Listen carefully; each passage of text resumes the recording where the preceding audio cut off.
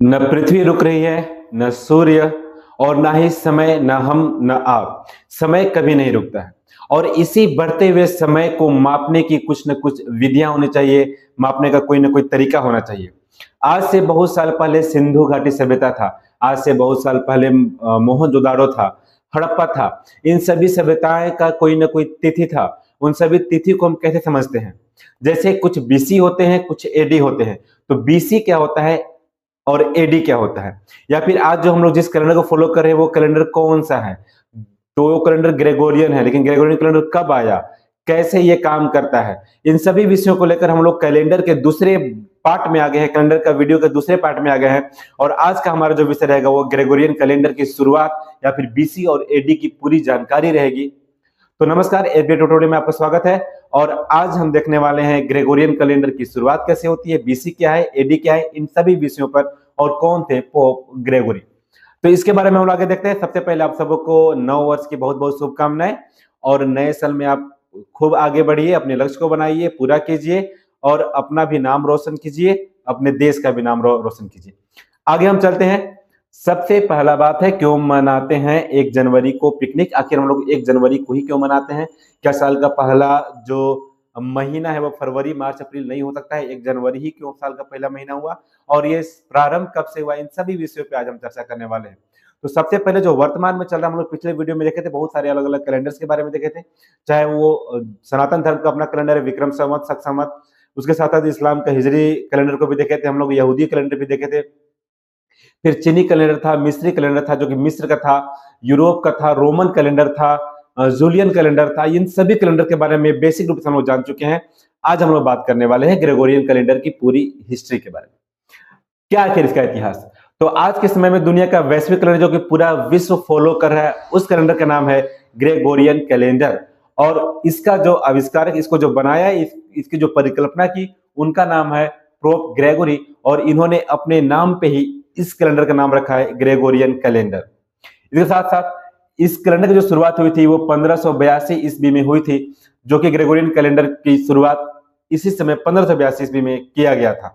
इससे पहले ऐसा बात था नहीं कि कोई कैलेंडर चल नहीं रहा था। इससे पहले कैलेंडर चल रहा था जिसका नाम था जूलियन कैलेंडर, और उसी के स्थान पे ग्रेगोरियन कैलेंडर आया। और कोई बहुत बड़ा चेंजेस इसमें नहीं आया था, यानी जूलियन कैलेंडर का सभी चीज उसी का है। बस पोप ग्रेगोरी ने क्या किया कि जो 11 मिनट प्रति वर्ष का डिफरेंस था उसको मिटाया, और उसको मिटाकर 11 मिनट प्रति ईयर, यानी हर साल का जो डिफरेंस था उसको मिटाकर उसने जो लीप ईयर सन में कुछ चेंजेस किए हैं, उतना ही चेंज करके उसने इस कैलेंडर का नाम ही अपने नाम पर रख दिया, ग्रेगोरियन कैलेंडर।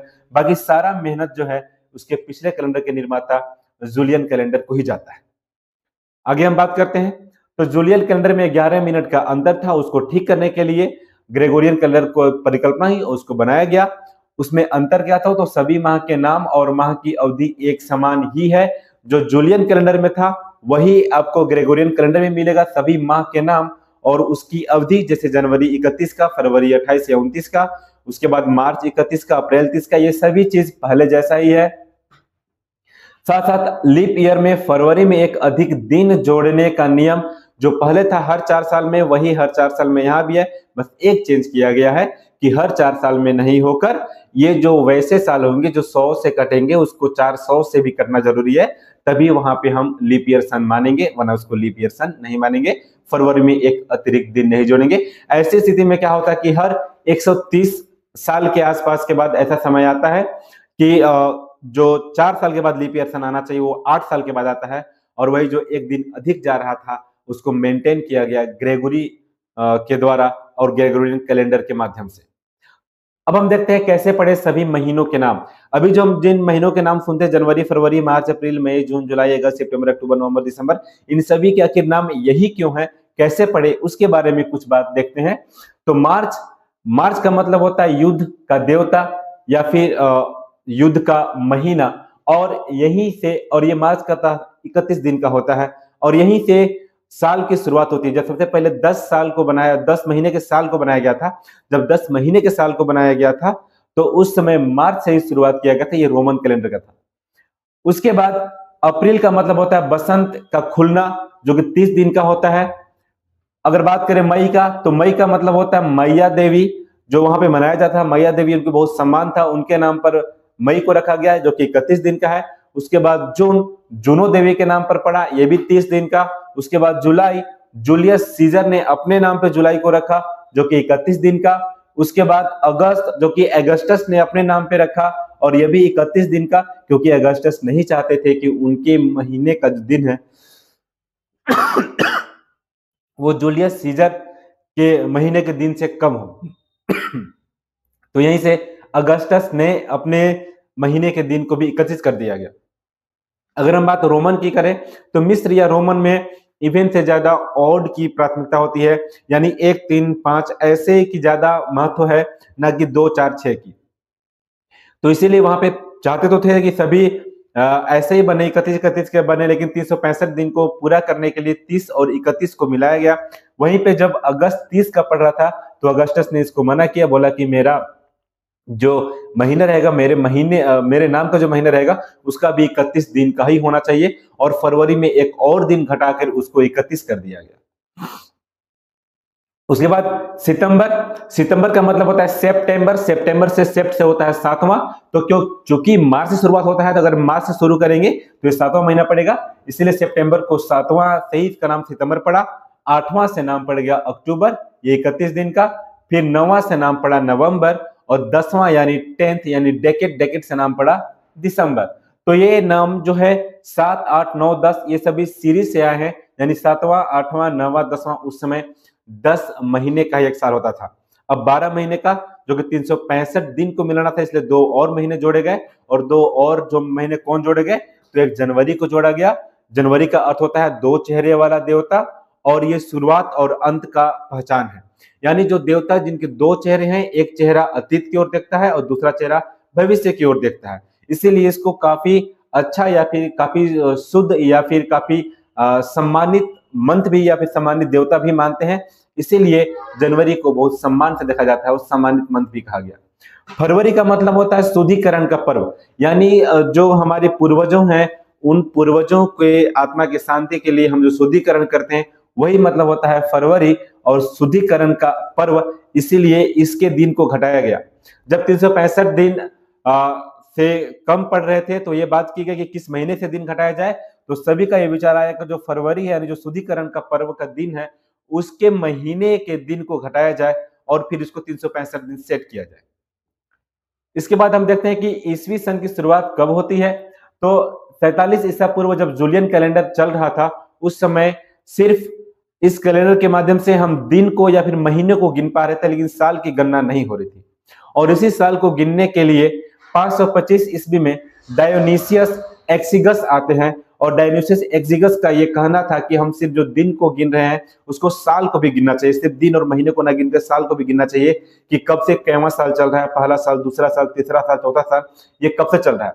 उसमें बहुत लोगों का विचार आया कि जो 525 ईस्वी इसमें चल रहा था, उसी समय से पहला साल गिना जाए, लेकिन डायोनीसियस एक्सिगस का ये विचार था कि हम इसको यीशु के जन्म से स्टार्ट करें, जो यीशु का जन्म था वहीं से हम पहले साल को माने। तो यीशु के जन्म को ही पहला कैलेंडर वर्ष माना जाता है, यानी पहली ईस्वी मानी जाती है, पहली सदी मानी जाती है। तो यीशु के जन्म को रिफरेंस वहां से लेते हैं, यानी लगभग 600-700 साल बाद, यीशु के जन्म के लगभग 600-700 साल बाद यीशु के जन्म को पहला ईस्वी माना गया।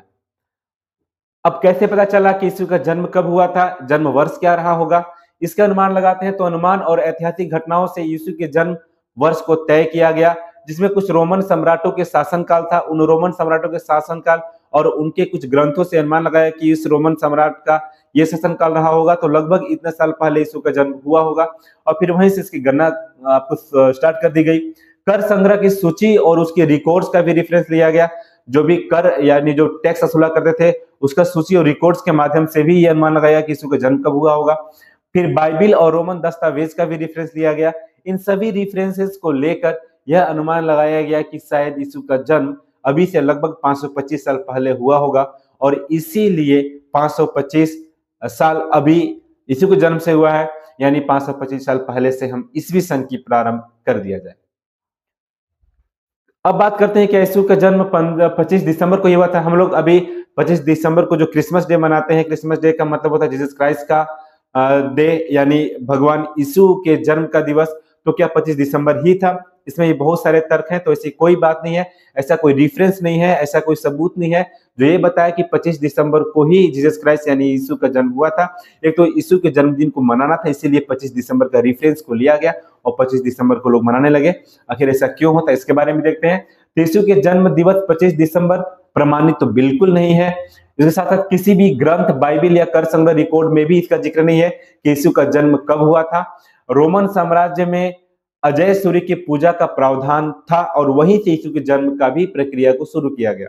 जब कोई प्रमाण नहीं मिला यीशु के जन्म का, ताकि यीशु के जन्मदिन मनाया कैसे जाए, तो रोमन साम्राज्य में अजय सूर्य की पूजा होती थी। यानी रोमन जो साम्राज्य था उसमें सूर्य की पूजा की जाती थी, सूर्य को रोशनी का देवता मानकर उसकी पूजा की जाती थी। और चूंकि हम जानते हैं कि जब सूर्य उत्तरायण होता है तो उसका जो सूर्य के अवधि, दिन में सूर्य की अवधि बढ़ने लगती है, जिसको हम लोग बोलते हैं बड़ा दिन का शुरुआत हो रहा है। तो बड़ा दिन का शुरुआत लगभग 25 दिसंबर से होता है। इसीलिए 25 दिसंबर को सूर्य के जन्म के रूप में देखते हैं और सूर्य के जन्म के रूप में सूर्य की पूजा होती है। तो जब इस क्रिश्चियन धर्म यानी ईसाई धर्म का जब विस्तार होता है, प्रभाव बढ़ने लगता है, तो लोग सूर्य को देवता मानना बंद कर देते हैं, यानी सूर्य की पूजा बंद करते हैं। वहीं पे चर्च ने ये डिसीजन लिया कि अब सूर्य की पूजा करना बंद करें। तो जो सच्चे रोशनी के देवता है, जिन्होंने सच्ची राह दिखाई, जिन्होंने सच्ची रोशनी दिखाई पूरे विश्व को, वो भगवान यीशु को ही सूर्य के जन्म के दिन जन्म दिवस मनाया जाए, ताकि उनके लिए रोशनी का बड़ा होने या फिर रोशनी का जन्म लेना भी एक प्रमाणित हो सके। और बिल्कुल यहीं से चर्च ने यह निर्णय लिया और चर्च के निर्णय से ही 25 दिसंबर को भगवान यीशु के जन्मदिन मनाया जाने लगा। ऐसी इसके अलावा और कोई भी रेफरेंस या कोई भी ऐतिहासिक घटना या दस्तावेज नहीं है, कोई ग्रंथ नहीं है जो ये प्रूव कर पाए कि 25 दिसंबर को भगवान यीशु का जन्म हुआ था। और कुछ कुछ लोगों का मानना है कि वो ठंड का समय था, लेकिन चरवाहे रात में बाहर में घूम रहे थे, यानी ठंड कम था। इसका मतलब हो सकता है कि मार्च और अप्रैल की घटना हो जब ये इनका जन्म हुआ हो, लेकिन फिर 25 दिसंबर को भगवान यीशु के जन्म का रेफरेंस लिया गया है। और कुछ लोगों का यह भी मत है कि भगवान यीशु का जन्म लगभग 4 या 500 बीसी में हुआ हो, तो और पहले भी हो सकता है, कोई एग्जैक्ट टाइम या डेट दस्तावेजों के अनुसार नहीं मिल पाया। तो ये आप देख सकते हैं, ये एक ऐसा स्टैचू है जो अब दिखा रहा है 2 चेहरे वाला प्रतिमा। इन्हीं के नाम पर जनवरी आया था महीना, क्योंकि जैनस, इस देवता का नाम जैनस है और इन्हीं जैनस देवता के नाम पर जनवरी, जिसको बहुत पवित्र माना गया। तो हम ये देखते हैं कि 1 जनवरी को ही क्यों मनाया जाता है पहला साल, तो ये जैनस है और इनके नाम पे जो माह पड़ा जनवरी, तो उसी को शुद्ध मानते हुए, बहुत अच्छा मानते हुए पहला महीना घोषित कर दिया गया और वहीं से ये प्रारंभ हो जाता है। जैनस का मतलब होता है 2 चेहरे वाला देवता, और इसीलिए जनवरी को साल का पहला महीना माना गया, क्योंकि ये शुद्ध और बहुत ही व्यापक देवता माने जाते हैं रोमन साम्राज्य में। चूंकि जनवरी साल का पहला महीना होगा, तो निश्चित तौर पे साल के पहले महीने का जो पहला दिन होगा वही साल का पहला दिन होगा। और इसीलिए हम लोग साल के पहले दिन को पिकनिक मनाते हैं। लोग अपने फ्रेंड्स के साथ नदियों में, झरनों में, जंगल में, अलग अलग जगह जाते हैं, फ्रेंड के साथ जाते हैं या फिर फैमिली के साथ जाते हैं और पिकनिक सेलिब्रेट करते हैं। हालांकि भारत में तो ये भी मान्यताएं हैं कि जो चीज हम पहले जनवरी को करते हैं वो शायद पूरे साल करेंगे अच्छा वाइब के साथ। तो अगर ऐसी बात है तो मैं सच्ची में यही बात कहना चाहूंगा कि फिर आप पहले जनवरी को खूब पढ़ाई कीजिए। आप पहले जनवरी को 18 घंटा पढ़िए, ताकि आप पूरे साल पढ़ते रहें और साल के अंत तक आपका वो पढ़ा हुआ चीज, आपका वो ज्ञान जरूर आपको कोई ना कोई लक्ष्य प्राप्ति कराएगा। इसके साथ साथ अगर कुछ और विषय में बात करते हैं कि जूलियन कैलेंडर और ग्रेगोरियन कैलेंडर में अंतर क्या था, तो आपको सभी विषय समान मिलेंगे।